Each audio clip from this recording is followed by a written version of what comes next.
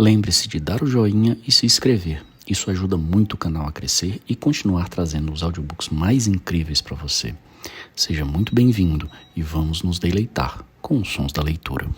Capítulo 14. A nave Coração de Ouro voava silenciosamente pela escuridão do espaço, agora movida pelo motor convencional a fótons. Seus 4 passageiros estavam intranquilos, sabendo que haviam sido reunidos não por sua própria vontade ou por simples coincidência, e sim por uma curiosa perversão da física, como se as relações entre pessoas fossem regidas pelas mesmas leis que regiam o comportamento dos átomos e moléculas. Quando caiu a noite artificial da nave, todos ficaram satisfeitos de ir cada um para sua cabine e tentar acertar as suas ideias. Trillian não conseguia dormir. Sentada num sofá, olhava fixamente para uma pequena gaiola que continha os últimos vínculos com a terra que lhe restavam 2 ratos brancos que ela insistira em trazer. Jamais pretendera voltar à Terra, porém perturbava-a a sua própria reação negativa ao saber que o planeta fora destruído. Parecia algo de remoto e irreal, e ela não conseguia encontrar pensamentos apropriados a respeito. Ficou vendo os ratos zanzando de um lado para o outro em sua gaiola ou correndo furiosamente sem sair do lugar numa roda de exercício. Acabou ficando totalmente absorta no espetáculo dos ratos. De repente sacudiu-se e voltou à ponte de comando para olhar as luzinhas e números que indicavam a trajetória da nave através do espaço vazio. Ela tentava descobrir qual era o pensamento que estava tentando evitar. Zaphod não conseguia dormir. Também queria saber qual era o pensamento que não se permitia pensar. Ele sempre sofrerá da sensação incômoda de não estar completamente presente. Na maior parte do tempo, conseguia pôr de lado essa ideia e não se preocupar com ela. Mas tais pensamentos haviam retornado com a chegada inesperada de Ford Prefect e Arthur de Intendente. De algum modo, aquilo parecia fazer um sentido que ele não conseguia entender. Ford não conseguia dormir. Ficara muito excitado por estar novamente com o pé na estrada. Haviam terminado seus 15 anos de exílio, justamente quando ele estava quase perdendo as esperanças. Viajar com Zaphod por uns tempos lhe parecia uma perspectiva interessante, ainda que houvesse algo de ligeiramente estranho em seu semi-primo que ele não conseguia definir com clareza. O fato de ele se tornar presidente da galáxia era surpreendente, como também o era o modo como abandonara seu cargo. Haveria uma razão para seu gesto? Não adiantaria perguntar-lhe, Zaphod jamais justificava o que fazia. Ele tornará a imprevisibilidade uma forma de arte. Fazia tudo com uma mistura de extraordinária genialidade e incompetência ingênua, sendo muitas vezes difícil saber distinguir uma coisa da outra. Arthur dormia, estava absolutamente exausto. Alguém bateu à porta de Zaphod. A porta se abriu. Zaphod, que é? A silhueta de Trillian desenhava-se à entrada da cabine. Acho que acabamos de encontrar o que você está procurando. É mesmo? Ford desistiu de tentar dormir. No canto de sua cabine havia uma pequena tela de computador e um teclado. Sentou-se ante o terminal e tentou redigir um novo verbete a respeito dos Vogons para o mochileiro, mas não conseguiu pensar em nada que fosse agressivo o bastante. Por isso desistiu. Vestiu um roupão e foi até a ponte de comando. Ao entrar, surpreendeu-se de ver 2 figuras excitadas, debruçadas sobre o painel de controle. Está vendo?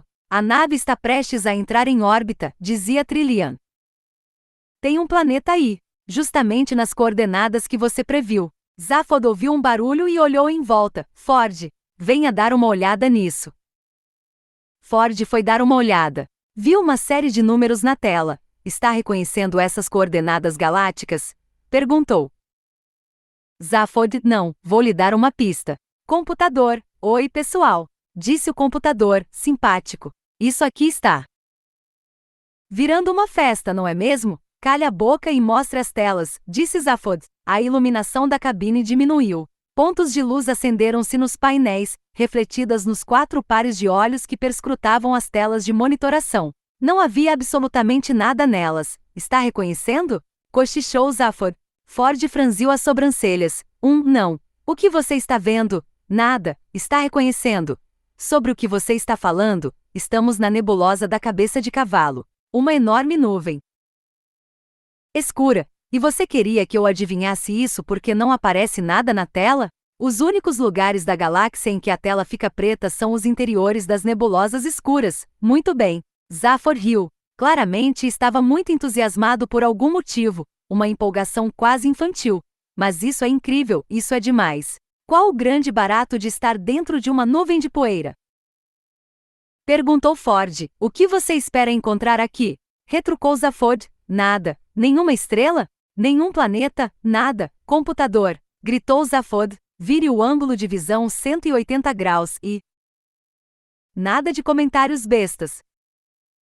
Por um instante nada aconteceu. De repente surgiu uma luminosidade no canto do telão. Uma estrela vermelha do tamanho de um pires começou a atravessar a tela, rapidamente seguida de uma outra, um sistema binário. Então um grande crescente surgiu no canto da tela, um brilho vermelho que aos poucos se esvaía em negro, o lado noturno do planeta. Achei! Exclamou Zaphod com um tapa no painel. Achei! Ford ficou olhando para a tela estupefato. O que é isso?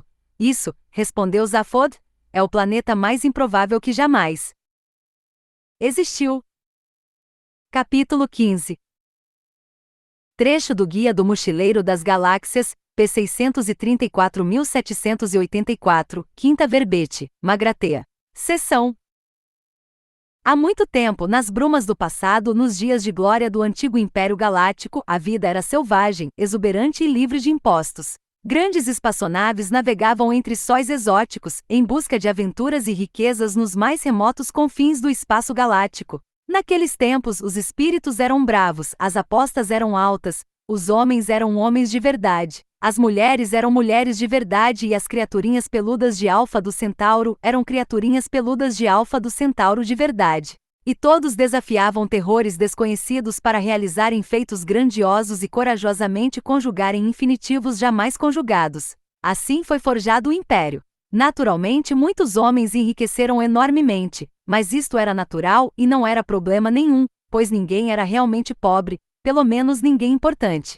E para todos os mercadores mais ricos, como era inevitável, a vida tornou-se um tanto tediosa e insatisfatória, levando-os a pensar que isto era devido às limitações dos mundos em que eles haviam se estabelecido. Nenhum deles era inteiramente satisfatório. Ou o clima não era muito bom no final da tarde, ou o dia era meia hora mais comprido do que devia ser, ou o oceano era precisamente da tonalidade errada de rosa. Assim surgiram circunstâncias favoráveis ao nascimento de uma espetacular indústria, a construção de planetas de luxo sob medida. A sede dessa indústria era o planeta Magratea, cujos engenheiros hiperespaciais drenavam a matéria por buracos brancos no espaço para transformá-la em planetas de sonho, planetas de ouro, planetas de platina, planetas de borracha macia cheios de terremotos, todos eles encantadoramente feitos segundo as mais detalhadas especificações determinadas pelos homens mais ricos da galáxia. Mas tamanho foi o sucesso dessa indústria que o próprio planeta Magratea logo se tornou o planeta mais rico de todos os tempos e o resto da galáxia ficou reduzido à mais negra miséria. Assim o sistema entrou em colapso, o Império entrou em colapso e um longo período de silêncio submergiu 1 bilhão de mundos famintos. Um silêncio perturbado apenas pelos ruídos das canetas dos estudiosos, que passavam suas noites em claro elaborando pequenos tratados confiantes em que defendiam o valor de uma economia política planejada. Magratea desapareceu e logo se transformou numa lenda obscura. Hoje em dia, em nossos tempos esclarecidos, é claro que ninguém acredita numa palavra disso. Capítulo 16. Arthur foi despertado por vozes exaltadas e dirigiu-se à ponte de comando. Ford gesticulava, exaltado.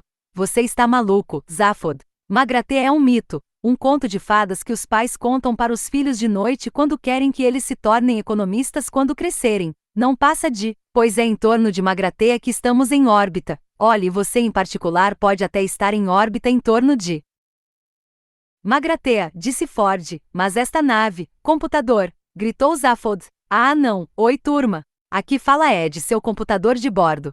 Hoje estou me sentindo muito bem, caras, e estou doidinho para que vocês me programem do jeito que vocês quiserem. Arthur olhou para Trillian sem entender. Ela fez sinal para que ele entrasse, mas não dissesse nada. Computador, disse Zaphod. Diga novamente qual é nossa trajetória no momento. Com prazer, meu querido. Estamos atualmente em órbita do lendário planeta Magratea, a uma altitude de 500 quilômetros. Isso não prova nada, disse Ford. Eu não confiaria nesse computador nem mesmo para calcular meu peso. posso fazer isso sem problemas, disse o computador, animado, cuspindo mais fita perfurada. Posso até mesmo determinar seus problemas de personalidade com precisão de 10 casas decimais, se você quiser. Trillia interrompeu. Zaphod, disse ela, a qualquer momento estaremos sobrevoando o lado diurno deste planeta, seja ele o que for. O que você quer dizer com isso? O planeta está justamente onde eu previ, não é? Eu sei que há um planeta lá. Não estou discutindo com ninguém. O negócio é que eu não seria capaz de distinguir Magrathea de nenhum outro pedregulho flutuando no espaço. O dia está nascendo, caso você esteja interessado. Está bem, murmurou Zaphod.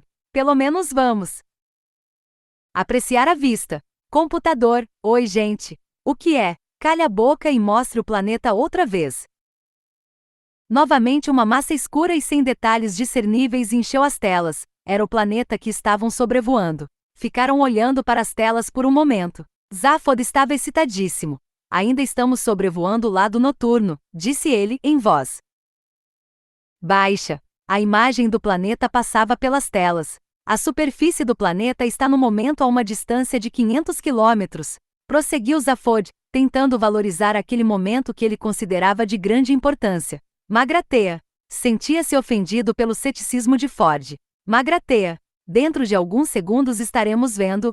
Olhem, foi um momento grandioso. Mesmo o mais viajado vagabundo das estrelas não pode conter um arrepio diante de uma espetacular alvorada vista do espaço. E uma alvorada num sistema binário é uma das maravilhas da galáxia. Do meio da escuridão absoluta surgiu subitamente um ponto de luz ofuscante. Aos poucos foi se abrindo, formando um fino crescente, e segundos depois 2 sóis apareceram, 2 fornalhas de luz, queimando o horizonte com fogo branco.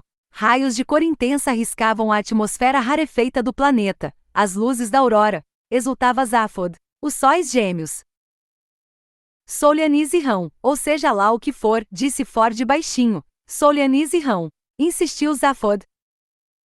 Os sóis ardiam no negrume do espaço e ouvia-se uma música macabra no recinto. Era Marvin cantarolando, sarcástico, porque detestava a espécie humana. Ford contemplava o espetáculo de luz à sua frente, ardendo de entusiasmo. Porém era apenas o entusiasmo de ver um planeta que jamais vira antes, isso lhe bastava. Irritava um pouco a necessidade que Zaphod tinha de criar uma fantasia ridícula para poder se empolgar com a cena. Toda essa bobagem de Magrathea parecia-lhe infantil. Não basta apreciar a beleza de um jardim, sem ter que imaginar que há fadas nele? Para Arthur, toda essa história de Magrathea era totalmente incompreensível. Virou-se para Trillia e perguntou-lhe o que estava acontecendo.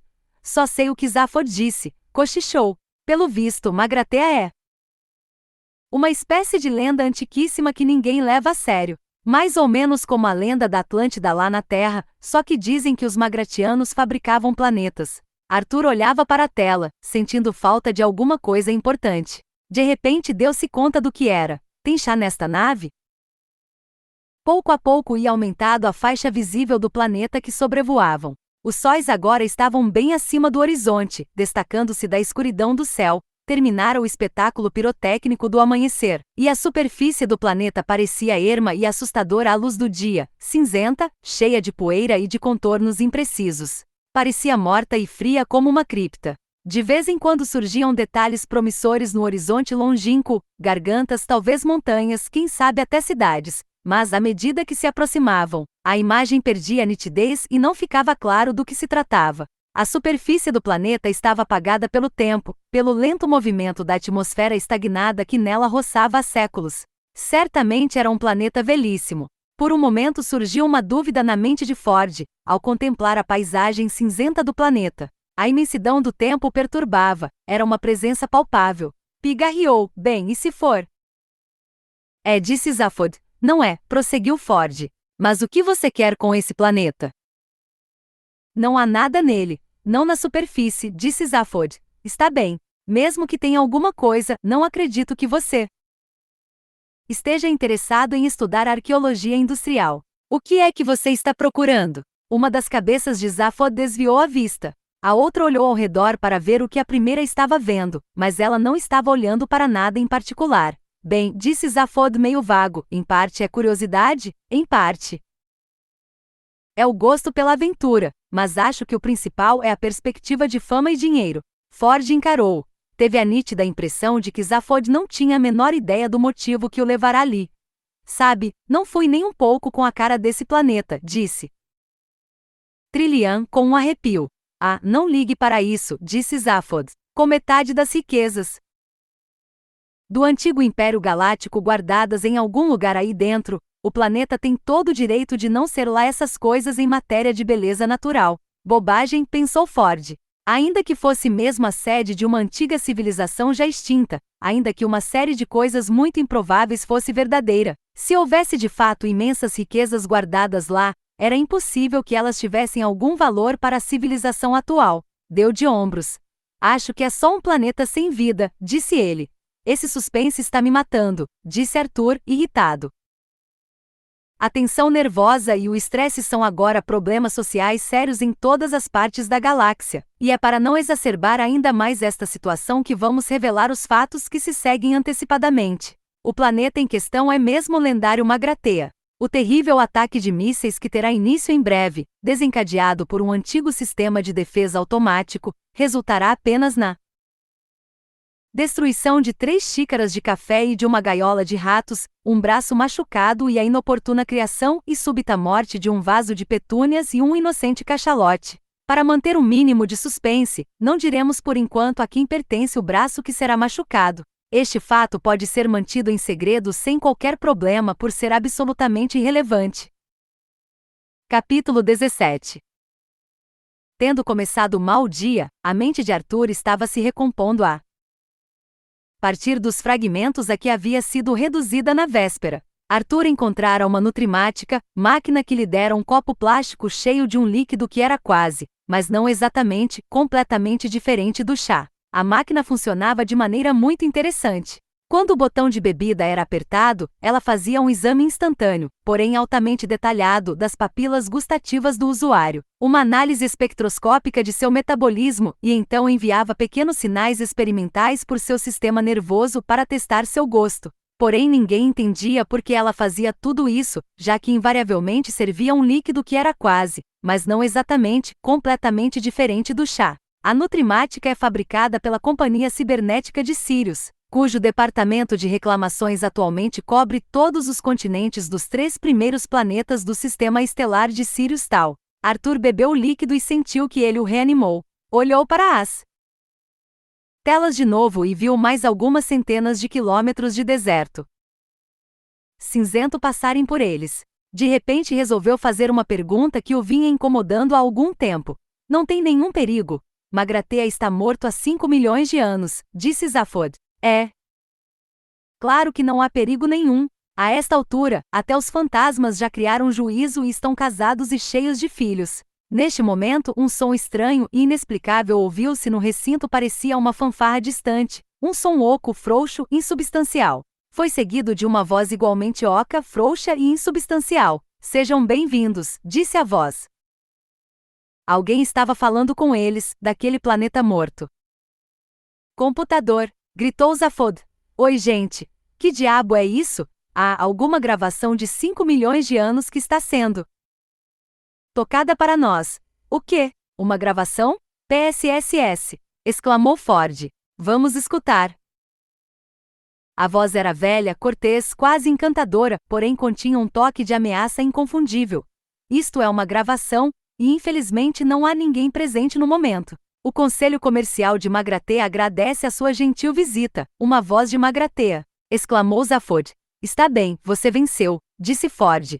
Porém lamenta informar que todo o planeta está temporariamente fechado. Obrigado. Se tiverem a bondade de deixar seus nomes e o endereço de um planeta em que possamos contatá-los, por favor, falem após o sinal. Ouviu-se um zumbido e depois silêncio. Querem se livrar de nós, disse Trillian, nervosa. O que vamos fazer? É só uma gravação, disse Zaphod. Vamos em frente. Ouviu o computador? Ouvi sim, disse o computador, acelerando um pouco a nave. Esperaram. 1 ou 2 segundos depois ouviu-se a fanfarra seguida da voz. Queremos informar-lhes que assim que reabrirmos, o fato será anunciado nas principais revistas e suplementos coloridos e nossos clientes poderão mais uma vez adquirir o que há de melhor em matéria de geografia contemporânea. O tom de ameaça da voz intensificou-se. Até então, agradecemos o interesse de nossos clientes e pedimos que partam. Agora, Arthur olhou para os rostos nervosos de seus companheiros. Bem, acho melhor a gente ir embora, não é?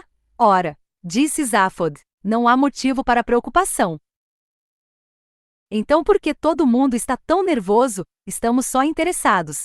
Gritou Zaphod. Computador, comece a penetrar na atmosfera e preparar para a aterrissagem. Desta vez a fanfarra foi só pro forma e a voz, bem fria. É muito gratificante o seu entusiasmo manifesto em relação a nosso planeta. Portanto, gostaríamos de lhes dizer que os mísseis teleguiados que estão no momento convergindo para sua nave fazem parte de um serviço especial que oferecemos a nossos clientes mais entusiásticos. As ogivas nucleares prontas para detonar são apenas um detalhe da cortesia. Esperamos não perder contato com vocês em vidas futuras. Obrigado. A voz calou-se. Ah! Exclamou Trillian. Disse Arthur. E agora? Perguntou Ford. Escutem, disse Zaphod. Será que vocês não entendem? Isso é só uma mensagem gravada há milhões de anos. Não se aplica ao nosso caso, entenderam? E os mísseis? Perguntou Trillian em voz baixa. Mísseis? Ora, não me faça rir. Ford deu um tapinha no ombro de Zaphod e apontou para a tela de trás. Nela viam-se claramente 2 dardos prateados subindo em direção à nave. Com um aumento maior, viu-se claramente que eram 2 foguetes dos grandes. Foi um choque. Acho que eles vão se esforçar o máximo para que se aplique ao nosso caso também, disse Ford. Zaphod olhou para os outros, atônito. Que barato! Tem alguém lá embaixo que quer matar a gente. Maior barato. Disse Arthur. Mas você não entende o que isso representa. Claro. Vamos morrer. Sim, mas afora isso, quer dizer que lá deve ter alguma coisa. Como é que a gente sai dessa? A cada segundo, a imagem dos mísseis na tela aumentava. Agora eles já estavam apontando diretamente para o alvo, de modo que tudo que se via deles eram as ogivas, de frente. Só por curiosidade, disse Trillian. O que vamos fazer? Não perder a calma, disse Zaphod. Só isso, gritou Arthur. Não vamos também, adotar táticas de evasão, disse Zaphod subitamente em pânico. Computador, que espécie de tática de evasão podemos adotar? Bem, infelizmente nenhuma, pessoal, disse o computador. Ou então outra coisa qualquer, disse Zaphod. Alguma coisa parece estar interferindo com meus sistemas de controle, explicou o computador com uma voz alegre. Impacto em 45 segundos. Podem me chamar de Ed, se isso os ajudar a manter a calma. Zaphod tentou correr em várias direções ao mesmo tempo, certo? Exclamou. Bem, vamos ter que assumir o controle manual da nave. Você sabe pilotá-la? Perguntou Ford com um tom de voz simpático. Não. E você? Também não. Trillian, e você? Também não. Tudo bem, disse Zaphod relaxando. Vamos trabalhar todos juntos. Eu também não sei, disse Arthur, achando que já era hora de começar a se afirmar. Era o que eu imaginava, disse Zaphod. Está bem. Computador, quero controle manual, imediatamente. É todo seu, disse o computador. Diversos painéis grandes abriram-se, contendo diversos pacotes de plásticos e rolos de celofane. Os controles nunca tinham sido usados antes. Zaphod contemplou-os assustado. Vamos lá, Ford. Retroceder a toda velocidade, 10 graus para estibordo. Ou coisa parecida. Boa sorte, gente, disse o computador. Impacto dentro de 30 segundos. Ford saltou para cima dos controles, só conseguiu reconhecer alguns deles e os acionou. A nave estremeceu e guinchou, pois todos os seus foguetes direcionadores tentaram empurrá-la em todas as direções simultaneamente. Ford soltou metade dos controles e a nave começou a rodar num arco fechado, até completar meia volta, seguindo diretamente rumo aos mísseis. Colchões de ar amortecedores de impacto saíram das paredes de repente e todos foram atirados de encontro a eles. Por alguns segundos, as forças de inércia os mantiveram achatados contra os colchões ofegantes, incapazes de se mexer. Em desespero, Zaphod conseguiu safar-se e dar um pontapé numa pequena chave que fazia parte do sistema de direcionamento. A chave caiu da parede. A nave fez uma curva abrupta e virou para cima. A tripulação foi toda jogada contra a parede oposta. O exemplar de Ford do guia do mochileiro foi cair em cima do painel de controle, o que teve 2 efeitos simultâneos. O livro começou a dizer a quem estivesse prestando atenção nele quais eram as melhores maneiras de partir de Antares levando clandestinamente glândulas de periquitos antarianos, espetadas em palitos. São salgadinhos asquerosos, porém estão na moda, e verdadeiras fortunas são gastas na aquisição dessas glândulas, por idiotas muito ricos que querem esnobar outros idiotas muito ricos, e a nave de repente começou a cair como uma pedra.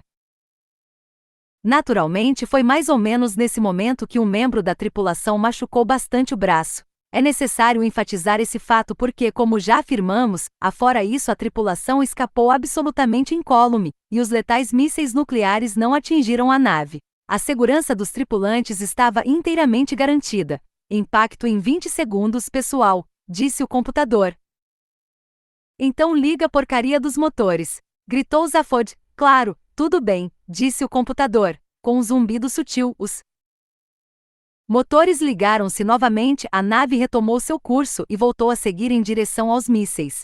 O computador começou a cantar. Ao caminhar na tempestade, começou ele com uma voz anasalada: mantenha a cabeça erguida. Zaphod gritou-lhe que se calasse, porém não foi possível ouvi-lo no meio daquele ruído, que todos, naturalmente, acharam que fosse o ruído de sua própria destruição. E não tenha medo do escuro, cantava Ed. Ao reassumir sua trajetória, a nave ficará de cabeça para baixo. Assim, os tripulantes estavam no teto, e portanto não tinham acesso aos comandos. No final da tempestade, cantarolava Ed. Os 2 mísseis cresciam cada vez mais nas telas, e seus rugidos eram cada vez mais próximos. Há um céu dourado. Porém, por um acaso extraordinariamente feliz, eles não haviam corrigido sua trajetória com precisão em relação à trajetória aleatória da nave, e passaram logo abaixo dela, e o doce canto da cotovia. Correção, impacto dentro de 15 segundos, pessoal. Caminhe contra o vento. Os mísseis descreveram um arco e voltaram. É agora, disse Arthur, olhando para a tela. Agora vamos morrer. Mesmo, não é? Preferia que você parasse de dizer isso, gritou Ford, mas é verdade, não é? É, caminhe pela chuva, cantava Ed. Arthur teve uma ideia. Pôs-se de pé com dificuldade. Por que a gente não liga o tal gerador de improbabilidade? Perguntou ele. Talvez a gente o alcance. Você está maluco? Exclamou Zaphod, sem antes fazer a programação. Pode acontecer qualquer coisa.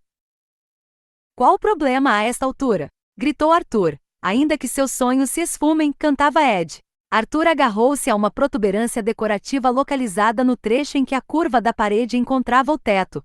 Siga em frente, cheio de esperança. Alguém podia me dizer por que Arthur não deve ligar o gerador de improbabilidade? Gritou Trillian. E você não há de estar sozinho. Impacto dentro de 5 segundos, pessoal. Foi um prazer conhecê-los. Deus os abençoe. Sozinho jamais. Eu perguntei, berrou Trillian. Por quê? Houve então uma explosão estonteante de ruídos e luzes. Capítulo 18. E logo em seguida a nave Coração de Ouro seguia em frente na mais perfeita normalidade, com seu interior inteiramente redecorado. Agora era um pouco maior, pintado com delicados tons pastel de verde e azul. No centro havia uma escada em espiral, que não levava a nenhum lugar em especial, cercada de samambaias e flores amarelas. A seu lado, um pedestal de relógio de sol, de pedra, em cima do qual se encontrava o terminal central do computador. Uma série de luzes e espelhos engenhosamente dispostos criavam a ilusão de que o observador estava dentro de uma estufa, com vista para um amplo jardim muito bem cuidado. Ao redor da estufa havia mesas com tampos de mármore e pernas de ferro batido, lindamente trabalhadas. Quando se olhava para a superfície polida do mármore, as formas vagas dos controles se tornavam visíveis, e ao estender a mão para tocá-los, os controles se materializavam imediatamente. Olhando-se os espelhos no ângulo correto, eles pareciam refletir todos os dados relevantes, embora fosse impossível dizer qual a origem dessas imagens refletidas. Em suma, uma beleza extraordinária. Refestelado numa espreguiçadeira de palhinhas, Zaphod Beeblebrox perguntou: que diabos aconteceu? Bem, o que eu estava dizendo, disse Arthur, ao lado de um pequeno laguinho com peixes ornamentais. Era que a tal chave do gerador de improbabilidade ficava aqui. E ao falar, indicava o lugar onde antes ficava a chave e agora havia um vaso com uma planta. Mas onde estamos? Perguntou Ford, sentado na escada em espiral com uma dinamite pangalática geladinha na mão.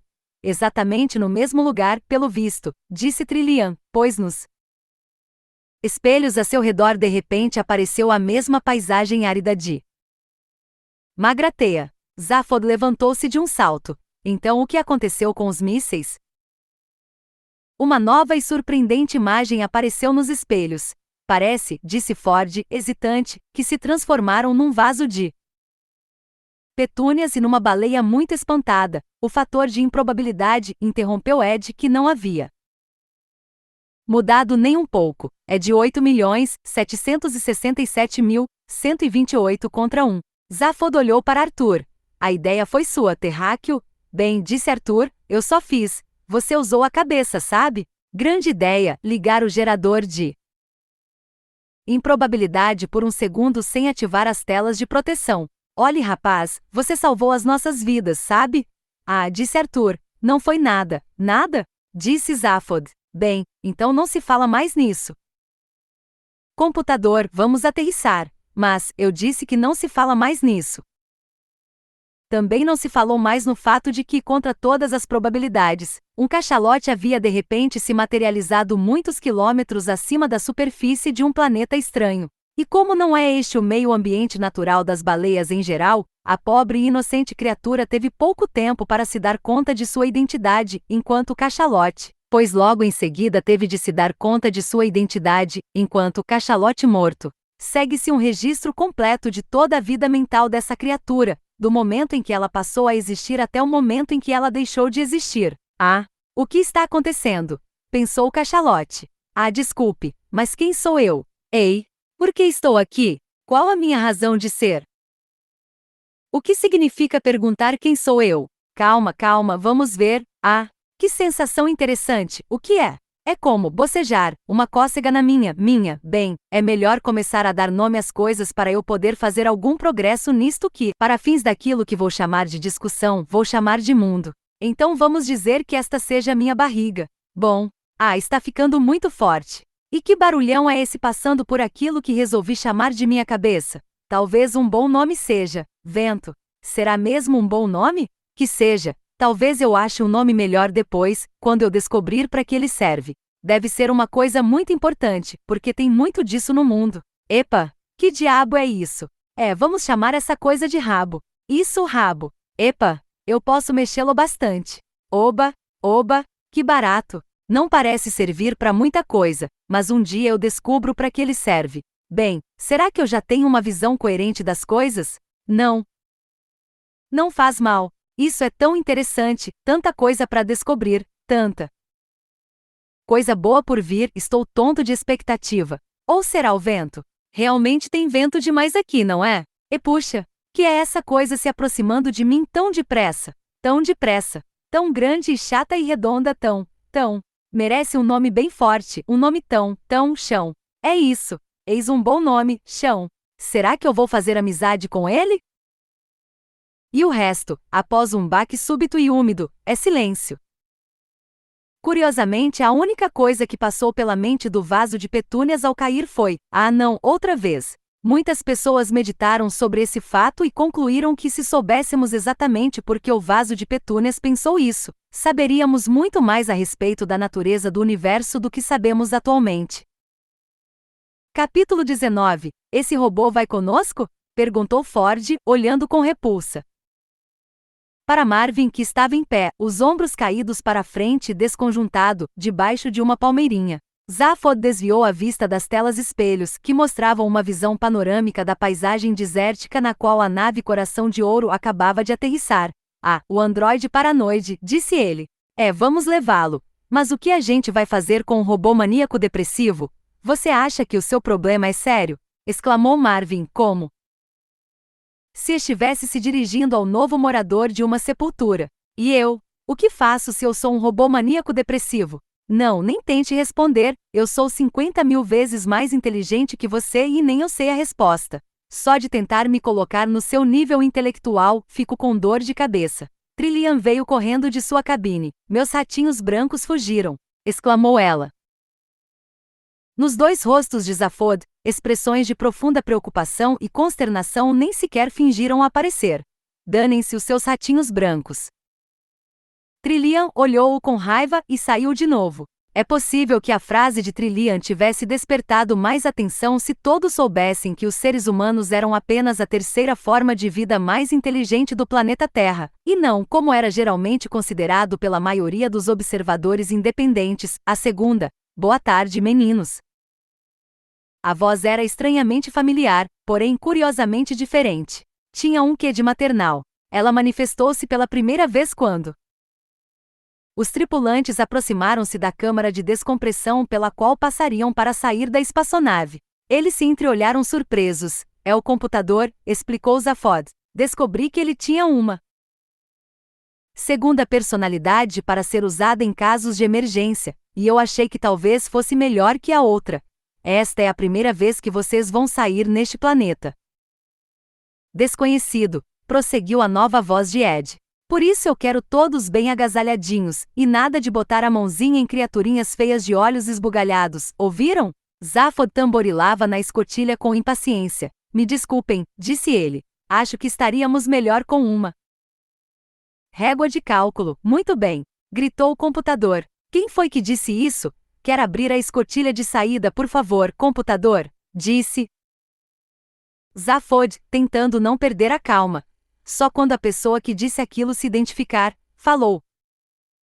Computador, fechando algumas sinapses. Ah, meu Deus, murmurou Ford, encostando-se no anteparo e começando a contar até 10. Preocupava-o muito a possibilidade de que um dia as formas de vida inteligentes não soubessem mais fazer isso. Contar era a única maneira que restava aos seres humanos para provar sua independência em relação aos computadores.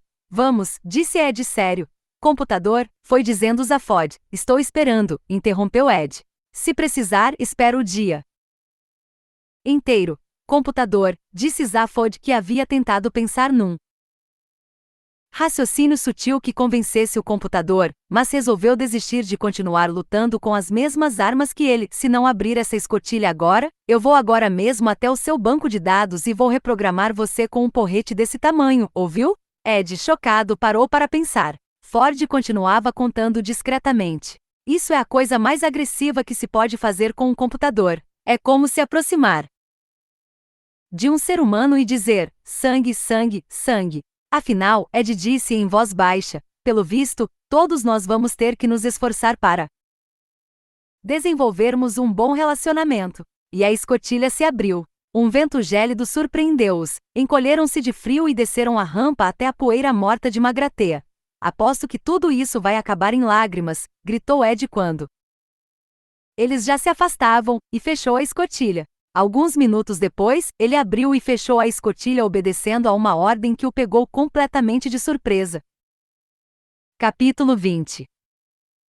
5 figuras caminhavam lentamente pela terra desértica. O solo era às vezes de um cinza chato, às vezes de um marrom chato, e o resto era menos interessante ainda.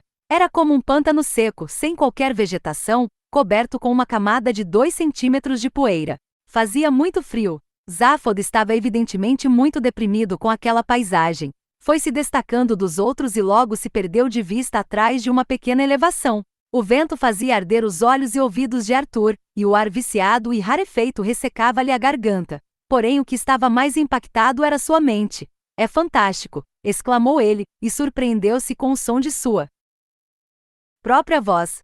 Naquela atmosfera rarefeita, o som se propagava com dificuldade. Quer saber o que eu acho? O fim do mundo é isto aqui, disse Ford. Um mictório para gatos é mais divertido. Sua irritação crescia. Com tantos planetas em todos os sistemas estelares da galáxia, muitos deles selvagens e exóticos, cheios de vida, depois de 15 anos de exílio, ele tinha que ir parar numa droga daquelas. Nem mesmo uma barraquinha de cachorro-quente por perto. Abaixou-se e pegou um torrão de terra fria, mas embaixo dele não havia nada que valesse a pena viajar milhares de anos-luz para ver. Não, insistiu Arthur. Será que você não entende? É a primeira vez que ponho os pés em outro planeta, todo um mundo diferente. É mesmo uma pena que não tenha nada para se ver. Trillian, toda encolhida de frio, tremia. Havia uma expressão de dúvida em seu rosto. Ela seria capaz de jurar que tinha visto um leve movimento inesperado com o canto da vista, mas quando olhou naquela direção só viu a nave, imóvel e silenciosa, uns 100 metros atrás. Sentiu-se aliviada quando, segundos depois, viu Zaphod no alto da elevação, fazendo sinal para que os outros se aproximassem. Ele parecia excitado, mas não dava para ouvir o que dizia, por causa do vento e da atmosfera rarefeita. Ao se aproximarem da elevação, perceberam que ela parecia ser circular, uma cratera de uns 150 metros de diâmetro. Ao redor da cratera havia umas coisas pretas e vermelhas. Pararam e olharam para um dos pedaços. Era úmido. Tinha a consistência de borracha. Horrorizados, descobriram que era carne de baleia fresca. Na beira da cratera, encontraram Zaphod. Vejam, disse ele, apontando para dentro da cratera. No centro via-se a carcaça arrebentada de um cachalote que não viverá o suficiente para se decepcionar com a sua condição. O silêncio foi perturbado apenas pelos leves espasmos involuntários da garganta de Trillian. Acho que é bobagem enterrá-la, não é? Murmurou Arthur, e logo se arrependeu de ter falado. Venha, disse Zaphod, e foi descendo rumo ao centro da cratera. O quê? Iraí, disse Trillian com extrema repulsa. Disse Zaphod. Venham. Quero mostrar uma coisa. Dá pra ver daqui, disse Trillian. Não, é outra coisa, disse Zaphod. Venham. Todos hesitaram. Vamos. Insistiu Zaphod. Eu achei a entrada. Entrada. Exclamou Arthur, horrorizado. A entrada do interior do planeta. Uma passagem subterrânea. Impacto da baleia rachou o chão. E é por aí que a gente pode passar. Vamos aonde homem algum pisou desde 5 milhões de anos atrás, explorar as profundezas do tempo. Marvin mais uma vez começou a cantarolar, irônico. Zaphod deu-lhe um tabefe e ele parou. Com arrepios de asco, todos seguiram Zaphod, descendo a encosta da cratera, esforçando-se ao máximo para não olhar o ser que a criará. A vida, disse Marvin, lúgubre. Pode-se odiá-la ou ignorá-la. Mas é impossível gostar dela. No ponto em que caíra a baleia, o chão havia cedido, revelando uma rede de galerias e passagens, muitas delas obstruídas por terra e entranhas de baleia. Zaphod havia começado a desobstruir uma delas, mas Marvin era bem mais rápido nessa tarefa. Um ar úmido saía das cavernas escuras e quando Zaphod iluminou a passagem com uma lanterna, não se viu quase nada. Reza a lenda, disse ele, que os magratianos passavam a maior parte do tempo debaixo da terra. Por quê? Perguntou Arthur. Porque a superfície tornou-se muito poluída ou superpovoada? Não, acho que não, disse Zaphod. Creio que eles simplesmente não gostavam muito dela. Você sabe mesmo o que está fazendo? Perguntou Trillian, olhando nervosa para as trevas. Nós já sofremos um ataque, não é? Escute, menina, eu garanto que a população deste planeta é de 0 mais nós 4. Vamos entrar. O terráqueo, Arthur, disse Arthur. Pois será que dava para você ficar com esse robô e tomar conta dessa entrada? Tomar conta? Perguntou Arthur. Pra quê? Você não acabou de dizer que não tem ninguém neste planeta? Pois mas você sabe, só por segurança, está bem? Insistiu Zaphod. A sua segurança ou a minha? Então estamos combinados. Vamos lá. Zaphod enfiou-se na passagem, seguido de Trillian e Ford. Tomara que vocês não se divirtam nem um pouco, disse Arthur. Não se preocupe, disse Marvin. Não há perigo de eles se divertirem.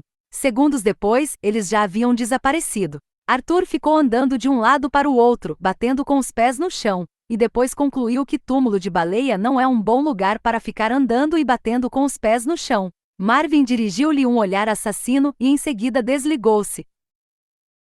Zaphod descia rapidamente a passagem, nervosíssimo, mas tentava disfarçar o nervosismo andando depressa. Apontou a lanterna para todas as direções. As paredes eram recobertas de ladrilhos escuros e frios. No ar havia um cheiro pesado de podridão. Está vendo, eu não disse? Exclamou ele. Um planeta habitado. Magrateia. E seguiu em frente, caminhando por entre os montes de terra e detritos que enchiam o chão de ladrilhos. Trillian naturalmente lembrou-se do metrô de Londres, só que ali era bem mais limpo. De vez em quando, os ladrilhos das paredes eram interrompidos por grandes mosaicos, formando desenhos simples e angulosos, em cores vivas. Trillian parou e examinou um deles, mas não conseguiu interpretar seu significado. Dirigiu-se a Zaphod. Você faz alguma ideia do que representam esses símbolos? Estranhos. Acho que são símbolos estranhos de alguma espécie, disse Zaphod, sem sequer olhar para trás. Trillian deu de ombros e seguiu. De vez em quando havia uma porta à esquerda ou à direita. Essas portas davam para pequenos recintos que, conforme constatou Ford, continham equipamentos de computador abandonados. Ford arrastou Zaphod para dentro de um desses cubículos para mostrar-lhe o que havia lá. Trillian entrou também. Escute, disse Ford. Você acha que estamos em Magratea? Acho, disse Zaphod, e a voz confirmou, não é? Está bem. Então aceito que estamos mesmo em Magratea para fins de discussão. Só que até agora você não explicou como foi que descobriu este planeta. Garanto que não foi ao consultar um atlas de astronomia, pesquisas, arquivos do governo, trabalho de detetive, algumas intuições felizes.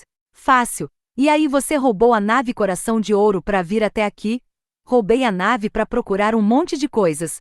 Um monte de coisas? Exclamou Ford, surpreso. Por exemplo, sei lá. O quê? Sei lá o que eu estou procurando. Como assim? Por quê? Acho que porque se soubessem o que eu procurava, eu não poderia procurar. Você está maluco. É uma possibilidade que ainda não excluí, disse Zaphod em voz baixa. De mim mesmo só sei o que meu cérebro consegue entender nas atuais circunstâncias, que não são nada boas. Durante um bom tempo ninguém disse nada. Ford ficou olhando para Zaphod bastante preocupado. Escute, meu amigo, se você quer. Começou Ford. Não, espere. Vou lhe dizer uma coisa, disse Zaphod. Eu vivo rodando por aí. Eu tenho uma ideia. Penso em fazer uma coisa, eu vou e faço. Resolvo virar presidente da galáxia e pronto, é fácil. Resolvo roubar esta nave. Resolvo procurar Magratea e pronto, tudo acontece. Eu vejo qual é a melhor maneira de agir e sempre acerto. É como se eu tivesse um cartão Galaxicred que sempre é aceito, embora eu nem precise mandar o cheque. E aí, quando eu paro e penso, por que eu quis fazer isso? Como foi que eu consegui? Aí eu sinto uma tremenda vontade de parar de pensar nisso. Como agora, por exemplo. Tenho que fazer o maior esforço só para conseguir falar sobre esse assunto. Zaphod fez uma pausa. Fez-se silêncio por algum tempo. Depois Zaphod franziu as sobrancelhas e disse: Ontem à noite eu estava pensando nisso outra vez. Esse problema de uma parte do meu cérebro não funcionar direito. Depois me ocorreu que o que parecia era que alguém estava usando minha mente para ter boas ideias, sem me dizer nada. Juntei as duas ideias e concluí que talvez alguém tenha reservado uma parte do meu cérebro para isso, e por isso eu não tenho acesso a ela. Aí resolvi encontrar um jeito de verificar se era isso mesmo. Fui ao compartimento médico da nave e me liguei ao encefalógrafo.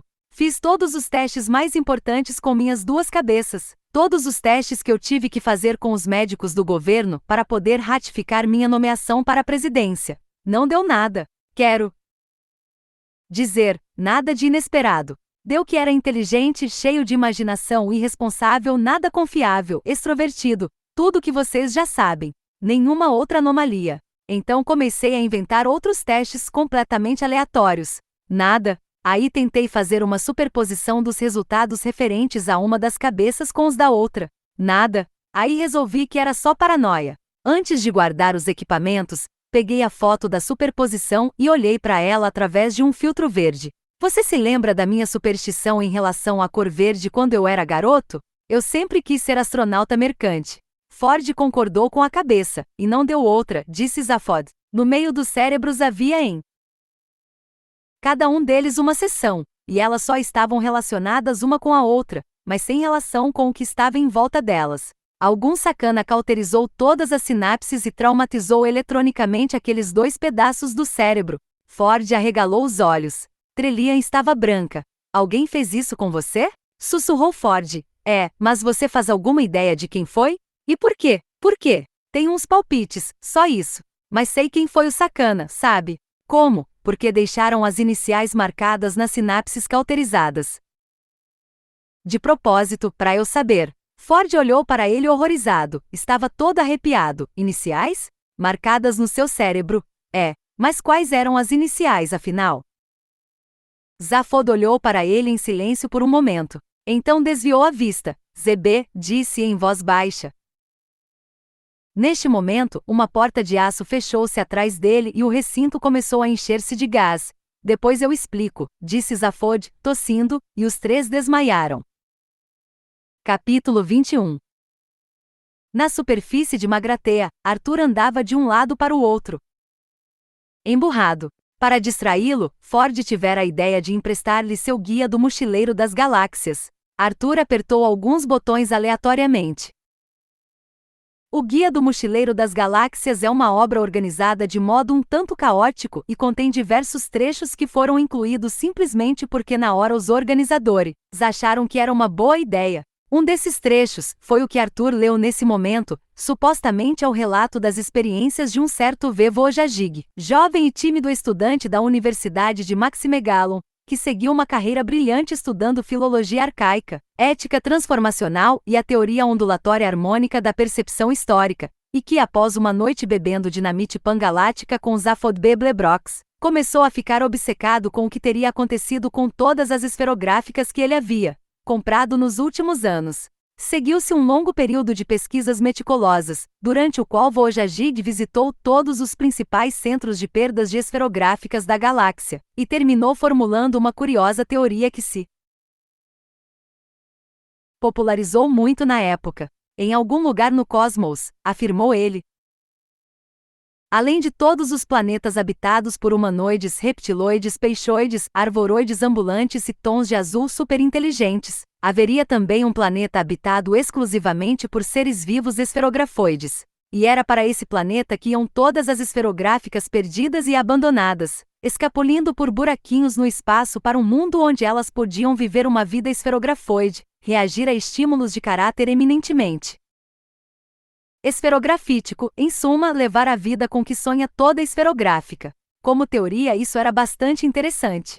Mas, um dia, Vovojajig resolveu afirmar que havia descoberto esse planeta, onde teria trabalhado por algum tempo como chofer de uma família de canetas verdes baratas de ponta retrátil. Então Vojajig foi internado, escreveu um livro e terminou como exilado tributário, que é o que costuma acontecer com aqueles que fazem papel de bobo publicamente.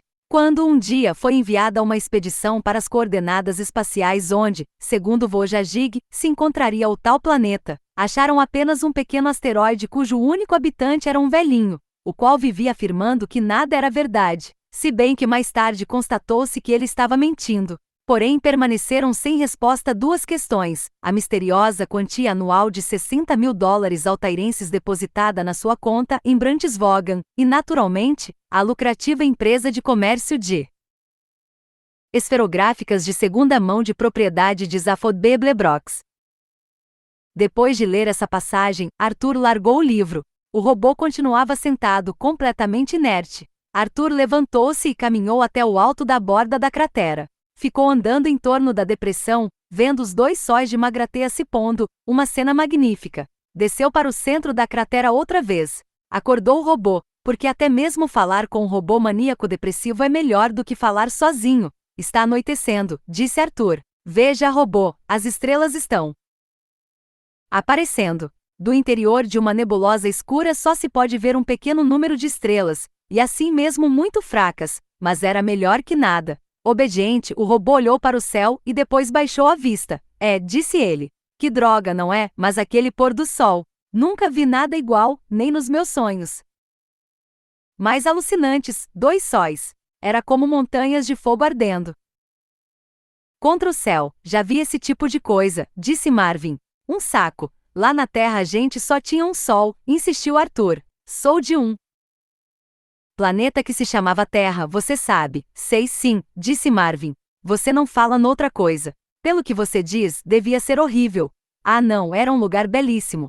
Tinha oceanos? Se tinha, disse Arthur, suspirando. Oceanos enormes com ondas bem azuis. Não tolero oceanos, disse Marvin. Me diga uma coisa, disse Arthur. Você se dá bem com os outros robôs? Detesto todos, disse Marvin. Aonde você vai? Arthur não aguentava mais. Levantou-se. Acho que vou dar mais uma volta. Eu entendo, disse Marvin, e contou 597 bilhões de carneiros até conseguir adormecer de novo. Arthur ficou dando tapinhas nos seus próprios braços para estimular a circulação. Recomeçou a subir a borda da cratera. Como a atmosfera era muito rarefeita e não havia lua, a noite caía muito depressa, e já estava muito escuro. Por isso, Arthur só viu o velho quando já estava quase esbarrando nele. Capítulo 22. O velho estava de costas para Arthur, contemplando os últimos vestígios de luz que desapareciam no horizonte.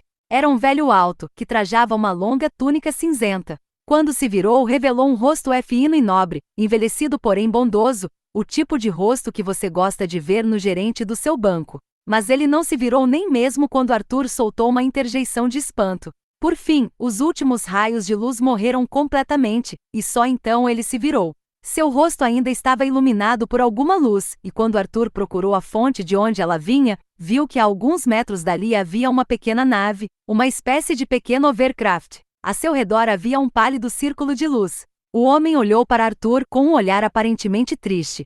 Você escolheu uma noite fria para visitar nosso planeta morto. Disse ele. Quem é você? Gaguejou Arthur. O homem virou o rosto. Novamente surgiu uma expressão de tristeza em sua fisionomia. Meu nome não é importante, disse. Parecia estar pensando em alguma coisa. Pelo visto, não estava com pressa de começar a conversa. Arthur sentiu-se pouco à vontade. O senhor me deu um susto, disse por falta do que dizer. O homem virou-se e olhou para ele de novo, arqueando de leve as sobrancelhas. Eu disse que o senhor me assustou. Não tenha medo, não vou lhe fazer mal.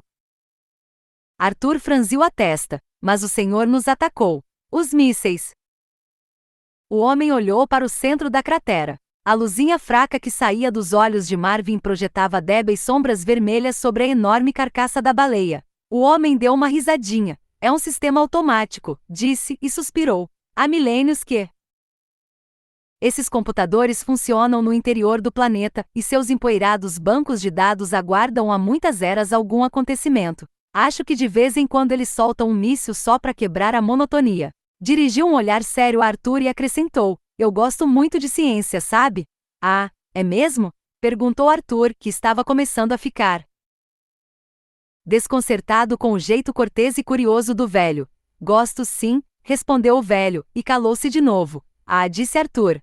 Sentia-se como um homem que, apanhado em flagrante de adultério quando o marido da amante entra no quarto, vê o marido mudar as calças, comentar o tempo que está fazendo e ir embora. Você parece desconcertado, disse o homem atencioso. Não quero dizer. Estou sim. O senhor sabe, é que a gente não esperava encontrar ninguém aqui. Eu pensava que vocês todos já tinham morrido, sei lá. Morrido? Disse o velho. Não, que ideia. Estávamos apenas dormindo. Dormindo? Exclamou Arthur, surpreso. É por causa da recessão econômica, sabe? Disse o velho. Aparentemente pouco ligando se Arthur entendia o que ele estava dizendo ou não. Arthur foi obrigado a perguntar. A recessão econômica? Bem, há uns 5 milhões de anos a economia galáctica entrou em crise, e como os planetas sob medida são um luxo supérfluo, você entende. Fez uma pausa e olhou para Arthur. Você sabe que a gente construía planetas, não sabe? Claro, disse Arthur. Era o que eu imaginava, uma atividade fascinante, disse o velho, com um olhar nostálgico. O que eu preferia era fazer os litorais.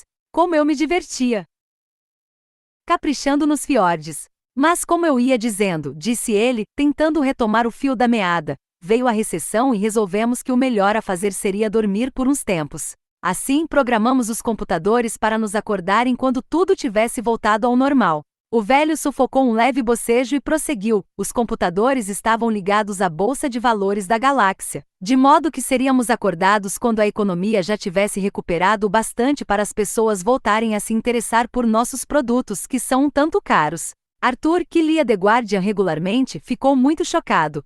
Mas isso é um comportamento imperdoável, não acha? Você acha? Perguntou o velho, cortês. Desculpe, ando meio desatualizado. Apontou para o fundo da cratera. Aquele robô é seu? Não, respondeu uma vozinha metálica vinda do fundo da cratera. Sou meu mesmo. Se é que isso é um robô, murmurou Arthur. É mais uma espécie de gerador eletrônico de mau humor. Traga-o aqui, disse o homem, surpreendendo Arthur com um tom de voz autoritário que de repente surgiu em sua voz. Arthur chamou Marvin, que subiu a borda da cratera mancando ostensivamente, embora não fosse manco. Pensando bem, disse o velho, é melhor deixá-lo aí. Venha comigo. Coisas importantes estão acontecendo. Virou-se para seu veículo, o qual, embora aparentemente o velho não tivesse feito nenhum sinal para ele, vinha deslizando silenciosamente na direção deles, na escuridão. Arthur olhou para Marvin, que agora ostensivamente virou-se com dificuldade e começou a descer de volta para o centro da cratera, resmungando. Venha, disse o velho. Venha logo, senão você chegará tarde. Tarde, exclamou Arthur. Tarde para quê? Como você se chama, humano? Dentendentem. Arthur Dentendentem. Tarde, como em tarde demais, Dentarthur Denten, disse o velho.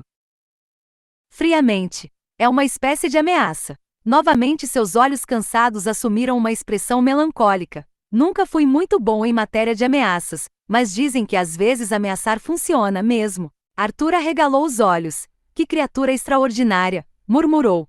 Como? Perguntou o velho. Ah, nada, desculpe, disse Arthur, sem jeito. Bem, para onde? Vamos pegar meu aeromóvel, disse o velho, fazendo sinal para que Arthur entrasse no veículo, que já estava parado a seu lado. Vamos nos aprofundar no interior deste planeta, onde neste exato momento nossa espécie está despertando após um sono de 5 milhões de anos. Magrathea está acordando. Arthur estremeceu sem querer, ao sentar-se ao lado do velho.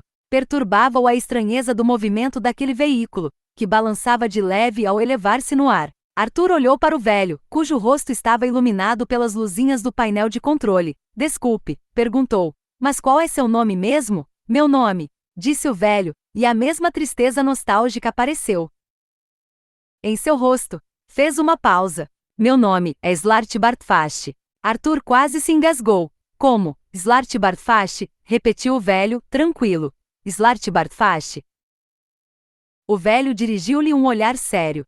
Eu disse que meu nome não era importante. O aeromóvel singrou o céu escuro.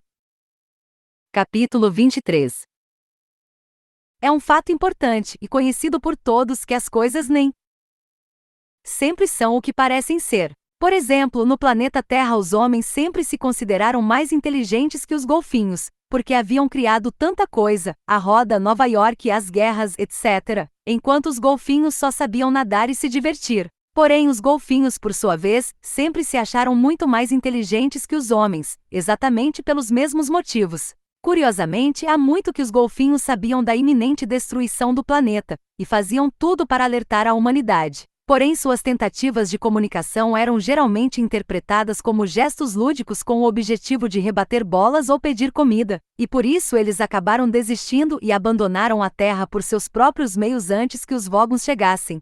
A derradeira mensagem dos golfinhos foi entendida como uma tentativa extraordinariamente sofisticada de dar uma cambalhota dupla para trás assobiando o hino nacional dos Estados Unidos, mas na verdade o significado da mensagem era, até mais, e obrigado pelos peixes. Na verdade havia no planeta uma única espécie mais inteligente que os golfinhos, que passava boa parte do tempo nos laboratórios de pesquisas de comportamento, correndo atrás de rodas e realizando experiências incrivelmente elegantes e sutis com seres humanos. O fato de que mais uma vez os homens interpretaram seu relacionamento com essas criaturas de modo totalmente errado era exatamente o que estava nos planos elaborados por elas.